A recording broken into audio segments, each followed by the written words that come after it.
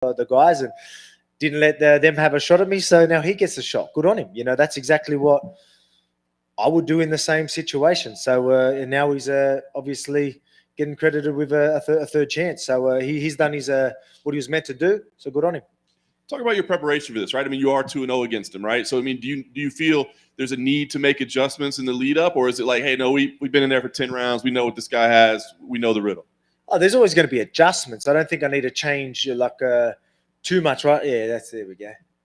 Cheers. Good lad. Now it's proper. There we go. Can we start all the questions again? No, I'm joking. Yeah, man.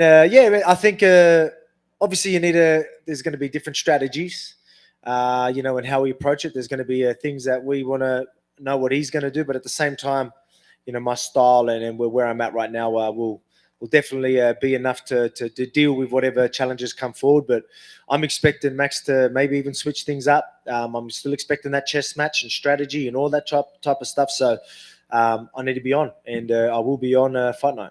Are you expecting more? Desperation might be the wrong word, but like aggression. I mean, like he knows, like this is it. Yes, he worked back here, but it's probably not going to happen again. So are you expecting that out of him? Yeah, man. I think he's going to still fight the fight he has to fight to try and win. He knows it's not going to be an easy task. So, he'll definitely, try and find the right way to win. But at the same time, he's a gamer, man. So, he's going to bring it. That's a part of his style. He wants to overwhelm people with mentally and physically. He wants to get in your head and come forward. So, that's always going to be a part of his strategy. I don't think he's going to sit back and wait or anything like that. So, I think he will have some things and some strategies going into this, but we're going to probably see the same Max. He's going to come forward and want to put hands on me, and I ain't going to you won't see a backward step from me. So it's going to make for a fun fight. Chess match, very exciting, high pace, and let's do it. Love it. Last thing for me, obviously you focus on Saturday, but get the win here. Is the work done at 145, or is there more work to be done, or is it time to start looking at other options? Oh man, the work's not done. We've got a stacked division. Like we've got a lot of people coming. Maybe we have to, sit and wait a little bit, and that's why you always got other options too. Whether there's a double champ or whatever it is, big fights that, because again, I don't want to just give people a title shot for the sake of it. If there's injuries and someone has to replace, all right, it makes sense. But then just giving someone that's ranked further down for no reason, I feel like you need to take that number one spot, like Max did, and then you'll get that shot. It's been pretty clear from day one. But my work's definitely not done at featherweight. You got a bunch of killers coming through. You got Josh Emmett who just come off a fight. Your Caters, your Yair Rodriguez is fighting Ortega, so that's going to be big. Arnold Allen's. There's plenty of guys. There's plenty of killers coming through. They're just not there yet. But I mean, while I'm keeping busy with this, who knows? In a couple of months, we might have a clear guy that everyone wants to see. So I'll be keen to bring that on. But we'll see what options are after this fight. Alex, right here. I'm curious, what's your level of concern of Max Holloway's power going into these fights? How much of a focus do you put on that in camp? Power. Well, let's be real. He's more of a volume fighter. So I don't think power is something like obviously technique and all that is speed and all that's good. Like obviously you can that's something that I'm not too worried about. I'm a pretty powerful dude. Obviously he started off strong in that last one, so I'm gonna have to not let him start off strong this time and not let him land these types of shots. But at the same time, I'm ready for whatever comes. But I mean, I don't think power is a real issue. I think it's that volume, that pace he's going to bring is always going to be something that you need. And that chess match that we're going to have, that's something that I obviously got my eye on, not the power. And on the flip side, I think he has the most fights ever in UFC history without ever being knocked down. Mm-hmm. I think it's 26. Is that something you've thought about wanting to accomplish? And I guess what would it mean for you to end that streak? Man, like that'd be incredible, right? Like if you could sit there, it's a legendary chin that he has. You know what I mean? It's incredible. I've always said that you don't want to be known for your granite chin, but at the same time, it is legendary at the moment. And for me, if I could take that chin and put him out, that really is setting a statement because no one's done that. And but again, like he obviously takes damage. I have touched on the fact that can't hold up forever. But let's see if it holds up this fight, because I know I'm gonna land. I'm gonna land big. I'm gonna be definitely coming forward and landing some big shots. So let's see if that legendary chin holds up. And I know you've been asked a million times about, do you feel you get the respect you deserve and all this stuff, but you're on such a remarkable winning streak right now, both overall in MMA and in the UFC. Do you think media, fans talk about this run that you're on enough in terms of the consecutive victories? Oh yeah, they do. Yeah, definitely. You know what I mean? It's obviously over the last couple as well. Like you've definitely seen everyone's a change of tone. You know, especially after Ortega. You know, people really got to see something that you don't really get to see too often. Like when you look at people want to know like what's Volk about. You know what I mean? And then that was a good showing. Like that I always say about that never give up attitude, that never die attitude. Like that next level type of resilience, was really seen on that night. I think a lot of people grew respect there, and obviously after the last performance, people really jumped on board. But yeah, man, it's definitely all good. You've only tasted defeat once. Do you remember? One thing, sorry, with the records and all that, I know it's incredible, but I don't really. People ask me about the records and 21 fight win streak and all that. I really don't. I just go by each performance, man. That's just how I am. Like I just look at that next task. People, I just don't. It's all about. I was asked, are you worried about losing that streak? No, I don't care about losing the streak. I care about losing. You know what I mean? I don't want to lose, plain and simple. I'm a competitor, so I don't really care too much about that. So if people talk about it or not, it doesn't matter. But obviously, it's pretty impressive. So we'll get touched on here and there, but I don't look too much into it. Yeah, and it's only been the one loss. Do you remember what it feels like to taste defeat, and how much does that resonate you and motivate you in each fight? Yeah, you're always going to remember it. You know what I mean? You're going to remember. Man, I'm like I don't need to learn from losses. That's one thing that I've made clear. You know what I mean? Even in a good performance, even when you're winning, there's still a lot you can take out of them. Obviously you do learn a lot from your losses, but you learn a lot from your wins too. And that's something that that I've always said, and that's just how I am. But obviously I still feel that, and just losing is not an option in my mind. I refuse to lose. I've always said it. Well before I was in the UFC, refused to lose. So that's something that it's I'm not thinking about what it feels like. You know what I mean? I'm thinking about winning and doing what I need to do. But obviously, the drive to not lose is always going to be there because I'm a competitor. Alex back here to your left. Yeah. Oh yeah. How's it going, champ? Hey. When Max was in here earlier, we asked what a win over you would mean to him, and he says it's a legacy fight. This is a legacy fight for him. What would a win over Max do for you? Do you feel the same way? Like this is a legacy fight, or do you think because you already have 2 wins over him, this just closes the book altogether on this rivalry? Mate, this is still a legacy fight, 100%. You know what I mean? He showed that he's still the number 1 guy. People are saying he's gotten better.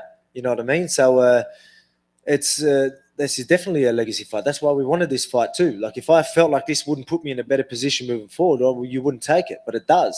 You all want to see it, right? Everyone wants to see the trilogy. So that's a legacy fight. People want to see it. So I was open to it. I want it as well. So if that's going to move me forward, let's do it. Do you feel like your second fight with Max doesn't get the credit it deserves because there was all sorts of controversy about how it was scored and stuff that people actually forgot how great that fight actually was? Well, yeah, obviously people are going to miss that chess match that was happening, the adjustments he made in between the fights, the adjustments I made mid-fight and all that type of stuff it's pretty incredible. You know what I mean? It's very impressive, but that sometimes will be missed when you have close fights.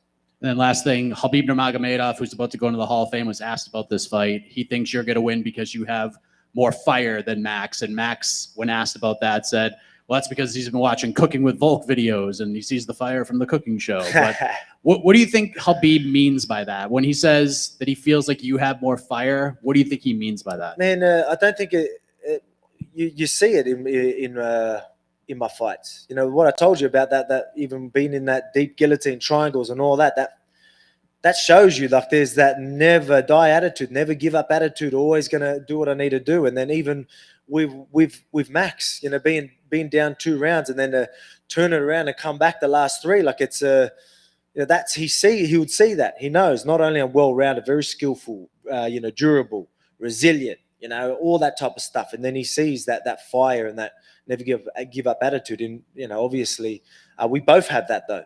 Max does have that, and I guarantee he's got the fire in the belly. and he's down.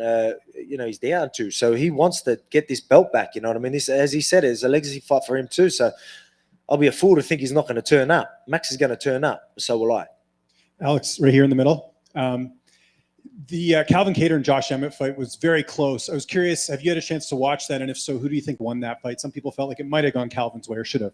Oh man, it was a close fight. Like that's the thing. Every time there's a close fight, people are going to cry robbery. But I mean, like you can definitely see both sides of the story. You know, but that's just how it is. You know what I mean? Like especially, obviously, there was rounds that might seem more clear here and there, but then you get some rounds that are that might be who got that. You know what I mean? And then it's totally up to the judges there. But for someone to cry, if they're going to say it's robbery or something like that, it's.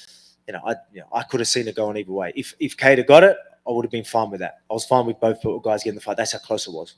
Who do you think wins Ortega and Yair Rodriguez in a couple of weeks? That's another big fight in your division. Yeah, man, that is big. Well, look, man, I like Ortega, but I mean, obviously, I want number one contender guys. I think I've already fought Ortega, so I don't know if it will make sense if he wins. I'm not sure.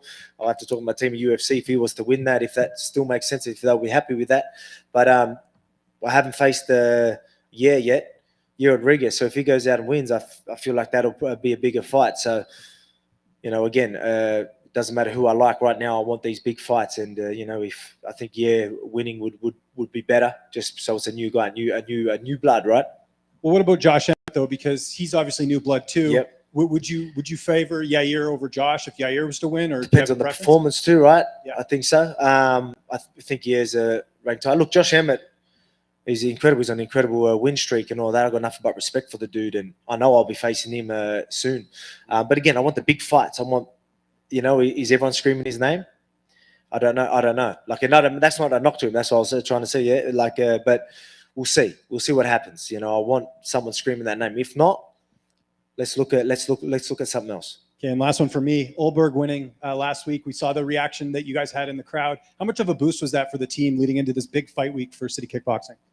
Well, yeah, man, that's we've been feeling that in camp as well. You know what I mean? The couple of weeks I spent at City Kickboxing was incredible. We were feeling that energy there. You know what I mean? I knew once we come back here, we'll be feeling that energy all fight week and fight night, and that just added to it. You know what I mean? Obviously, we want a clean sweep. You know what I mean? We're all living together in a massive house playing basketball. I mean, the energy is so good. We're absolutely vibing off each other, and I think we're going to really show out with 4 zips. So that's what we're aiming for. Alex over here. Yep. We've seen a lot of trilogy fights in the UFC, but it's usually 1-1, and there's some sort of personal issue between fighters. So with this fight, obviously you're up 2-0, but in terms of just competitiveness and the fighting, do you think this is one of the better trilogy fights in UFC history, considering it's the 1 and 2 featherweights? And as Max said many times, you don't get many times a third fight between two guys in the top 10, just pound for pound. Yep. Yeah, man, that's right. That's exactly right. Obviously, I'm well respected. He's well respected, and to see two guys at their best at the top and facing each other, people, especially for fans of the sport, absolutely loving it, lapping it up. You know what I mean? They know they're installed for a chess match and a great fight.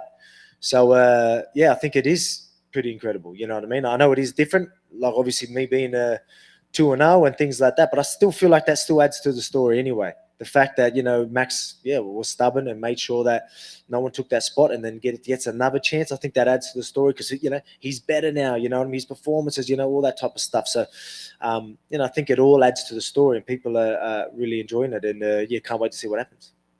Hey, Volk, right back here. Where was that? Sorry. Way there you here. go. There you are. Yep. What's up? Volk, where do you get your inspiration when you're looking for a new dish for cooking with Volk?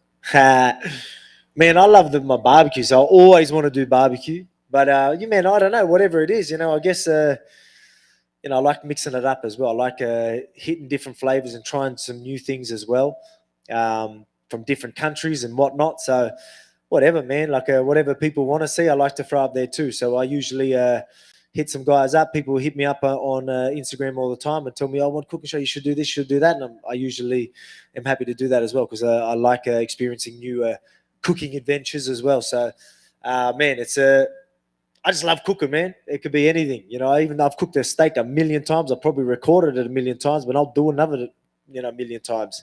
So it's actually good. I've got a new sponsor on board Lotus with caravan, so I can't wait to go out there and do adventures, catch my own fish, wherever I go hunt and catch my own food and cook it, on the coal out there, and really, really, the YouTube channel will love that. You know what I mean? I think people will really appreciate that type of content. So I'm looking forward to that's motivation right there. So can't wait to get out there camping and cook some real food out there in the wild. Is there a dish that you just haven't been able to master quite yet? A dish that I haven't tried. Like it just doesn't come out right when you try to make it. Comes out right for me, I guess. But I mean, I don't know. Nope. I nail it all. And final question, Alex, if you were to move up to 155, does it have to be against Charles Oliveira, or is there's so many guys right now? Man, it has to be for the belt. I think I deserve that. Obviously, what's going to motivate me? Obviously, challenge as well, or a massive fight. People take money fights, whatever it is. The real big fights obviously would be motivated and be something I'd want to do. But I want to go for that double champ status. But let's worry about Max this weekend. But yeah, I definitely see myself calling for whoever has that belt. Alex, just at the back here. Yep. Just going off of that, obviously you said that you want the big fights. Do you think that moving up to 155 will give you that? Oh, yeah, man, it does, definitely. There's so many big names there as well. There's big names in that division. So, yeah, for sure. Whoever has that belt will be a big fight. Purely just me fighting for another belt's going to be massive. But, yeah, man, there's plenty of good fights there, and I would love it. And like I say, I don't want to just move up and let that belt go. I want to be active. I just fought a few months ago. I don't know if one division can keep me busy enough. Give me two divisions then. So I'll keep them both busy. I'll keep both belts busy, and again, I want to be active. And two divisions would definitely help with that. And what do you think of the landscape at lightweight at the moment? As in, yeah, man, it's again big fights, massive fights. A lot happened, a lot of hype there. So yeah, I'd love to go and take some of that. Again, not only a new belt, a big fight. The money fight, all that type of stuff, and all that hype too. Is that more for legacy as well for you, holding two titles? Yeah, definitely. As I say, I do all this for my family and all that type of stuff, and the legacy is going to help me look after my family forever. So let's tick over all these goals. I want to get all these goals and all these achievements that are going to put me in a better position tomorrow. You know what I mean? That's just how I am every time moving forward. Alex, do you think Dana White would let you defend two belts at the same time? Yeah, I do. Yeah, I think he might have even already touched on that. You know what I mean? I think he understands I'm in a position to at least call for that. Obviously we've got to find the right timing and how it's going to work, but I definitely think so. Yeah, well, I think he would let me fight for the title, so I don't know why he wouldn't let me defend it. You know what I mean? So, yeah, definitely.